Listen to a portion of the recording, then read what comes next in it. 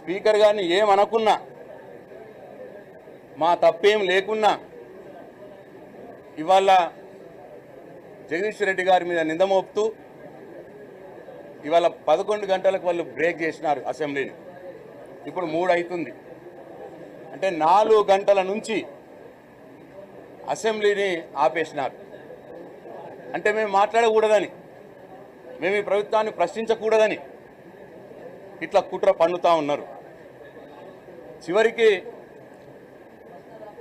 మా నాయకుడు కేసీఆర్ గారిని అడిగినాం, సార్ వీళ్ళు కావలసుకొని అసెంబ్లీని వాయిదా వేసినారు, 4 గంటలైంది, ఇంకా ఏం చెప్తలేరు అని అంటే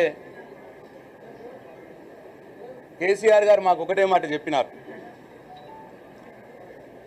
ఒకవేళ మీరు ఏమనుకున్నా సరే, మీ పైన తప్పు లేకున్నా సరే, వారు స్పీకర్ గారిని అడ్డం పెట్టుకుంటున్నారు కాబట్టి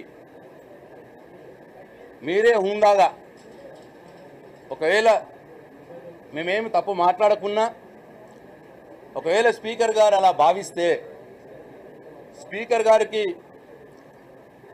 విచారం వ్యక్తం చేసి మీరు